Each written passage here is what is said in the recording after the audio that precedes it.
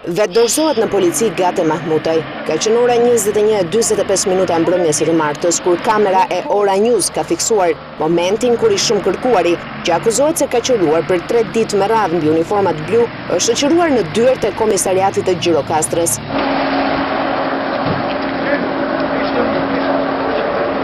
Në masat e larta sigurie, i shoqëruar me autoblinda të policisë dhe një numër i madh uniformash, Rezip Mahmutaj ka lënë kullën e tij të fortifikuar, sipas policisë me armatime të rënda, dhe ka hyrë me këmbët e tij në ambientet e policisë.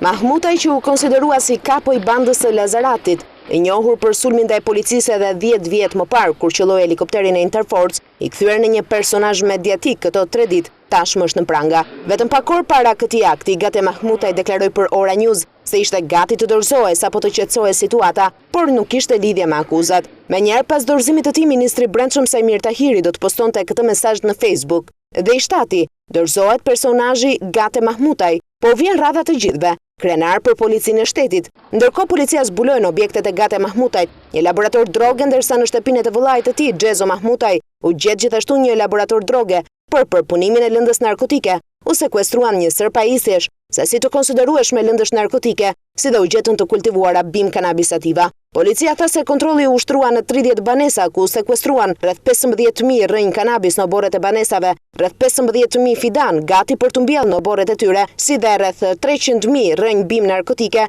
me një lartësi nga 35 deri në 40 cm në tokat e komunës. Po ashtu është gjetur një sasi prej rreth 10 ton kanabis sativa e ambalazhuar në thas, e cila është azgjësuar përmes djegjes në vend, si dhe është marrë monstër në cilësinë e provës për ekzaminim. Në orët e mbrëmjes policia arrestoi dhe shtetasin në kërkim Tonin Shehaj, 31 vjeç nga Mallakastra, i dënuar me 7 vite burgim për prodhime e shitje narkotikësh, i cili ishte strehuar në fshatin Lezarat. Ai u ndalua ndërsa po tentonte të dilte nga fshati Lezarat duke përdorur një tjetër identitet. Në ditën e tretë të aksionit të policisë në Lezarat, u angazhuan rreth 800 forca policore të policisë së shtetit dhe drejtorisë së Gjirokastrës, forcave speciale Renea, forcave të FNSH së Fierit, Shkodrës dhe Tiranës, si dhe Delta Force në Vlorë. Gjatë natës në drejtim të tyre u dërguan çadra dhe dyshek, pasi efektivët kaluan natën në teren.